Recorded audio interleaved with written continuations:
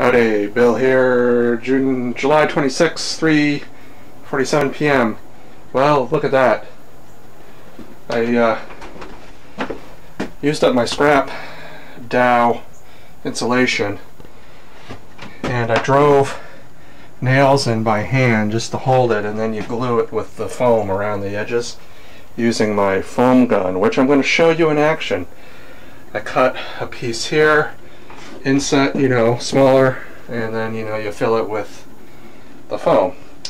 I've come to the conclusion that this bay down here, this one from here down and from here down here, I'm going to leave uninsulated, just insulated up to this, to the board there, in case there's a malfunction. This one over here I think I'll fill. I'm going to make some more forms and just fill it, gradually fill it to the top. I bought these two Hilties over here. I'll probably use those. And so I got some OSB outside. I'll cut them and grease them up with Vaseline, make some forms. Maybe I'll just make a form from the floor up to that point right there, and then just freehand the triangle.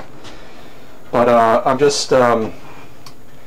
I'm reticent about foaming up these joints here, these PEX crimps, and in here too.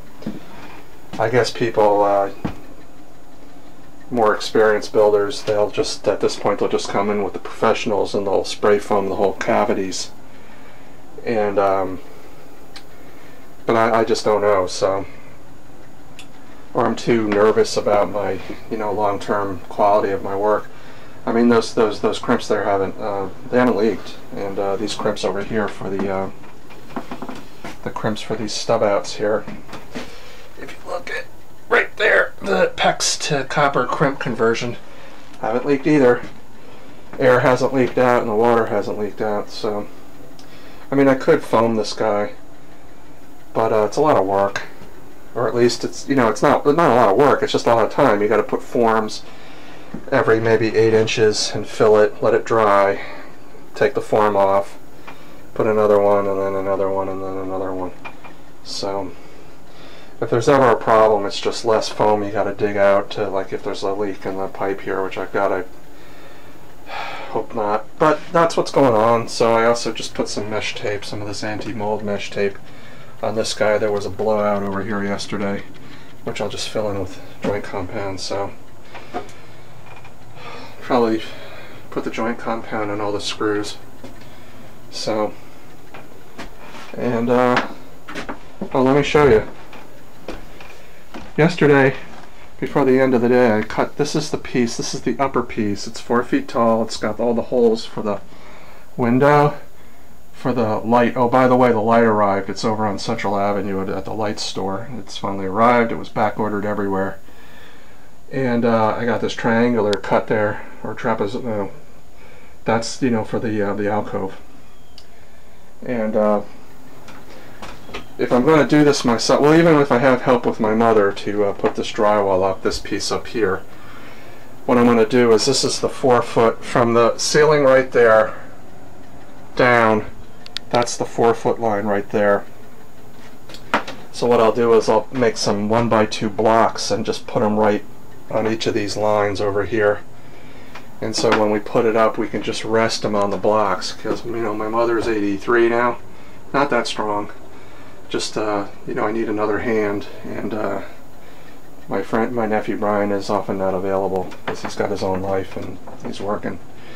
So I got to make do, and sometimes it's very slow making do and engineering fixes so you can do it yourself, like making molds and jigs and things to hold up to be the 3rd, 4th, or 5th hand. So there we are.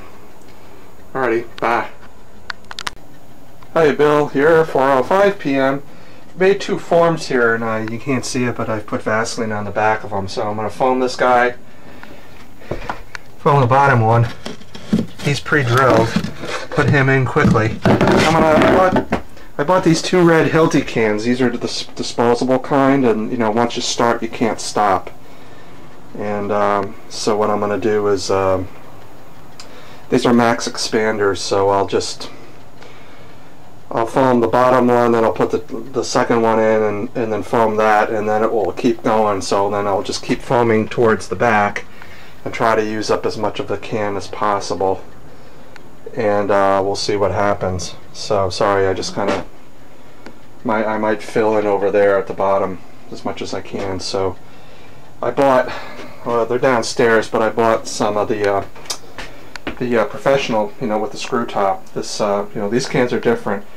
I don't know whether they're sold locally around where I live, but they probably are sold somewhere, but basically I mail order them, so I bought 5 of these.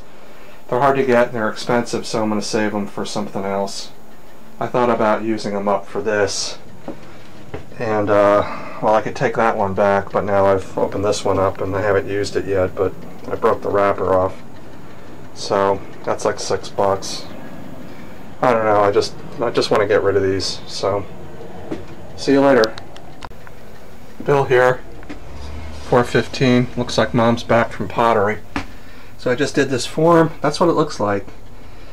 The foam is big and puffy when it first starts out, but towards the end you get string cheese as the pressure goes down and the foam empties. So believe me, well, the thing is that you just gotta wait like 24 hours really, because the foam in the middle doesn't dry very well.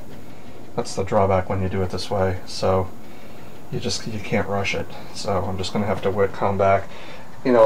By dinner time it'll be up to the top here, and maybe it might overflow. It takes a while, but they're not kidding when they say max expanding. This is. Hey, Bill here, around 6:15. My t-shirt's sopping wet. I'm soaked through with sweat. I'm tired. So here's what it looks like right now. I couldn't wait and I added some orange foam. So that's what it all looks like. And I've cleaned, and I did over there. See these guys? But then, oh, what's this? Oh, wow! It's up! Look at that! Ta-da! Chaos is going through his portal. He just went through his portal and into my bedroom. He likes air conditioning. But yeah, Mother and I, or Grandma to some people, Mother and I put it up. I thoroughly prepped. I prepped. I made sure that in all the stud bays, none of the foam stuck out, and if it did, I trimmed it. I marked up the drywall with pencil lines showing the irregular stud locations. And turns out my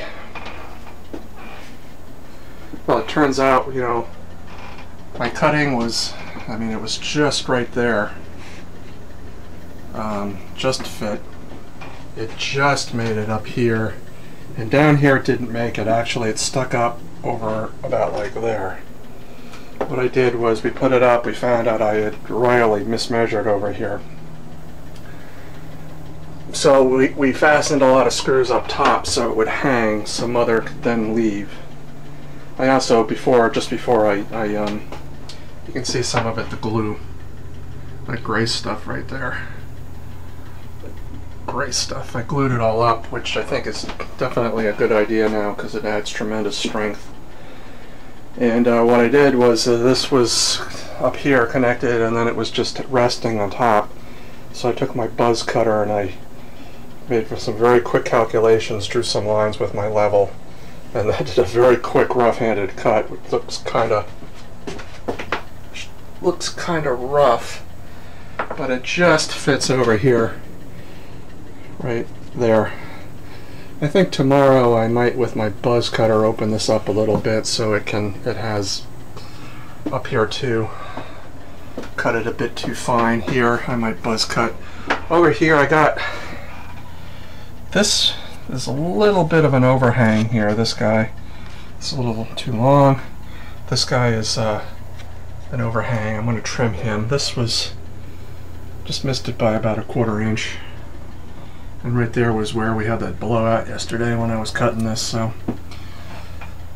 a little bit tight over here, up here actually, a little bit tight. Might trim that with the buzz cutter just to loosen it up. So for expansion and contraction purposes over the years. But yeah, then tomorrow I'll also do this one. We got before I put this up, well, I got to finish this off, but that's nothing. I'm going to leave that the way it is. I got to deal with this. I got to make sure that this is the right part.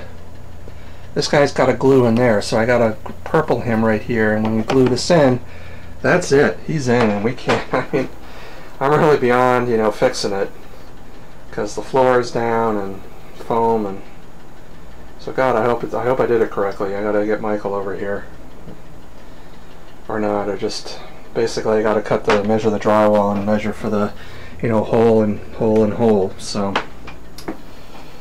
and then mark it up. I guess the studs are mostly on this one, mostly conventional. But there it is. So I also brought the sink back, and for the third time I checked the sink height with this backer board, and the backboard is optimally placed. And it also had a spot for to connect to the drywall too. So it was nice. So I'm gonna go. If you look at the rug, it's filthy. I'm gonna vacuum the hallway and the stairs, take a shower, and have dinner. So that's it for me. Bye.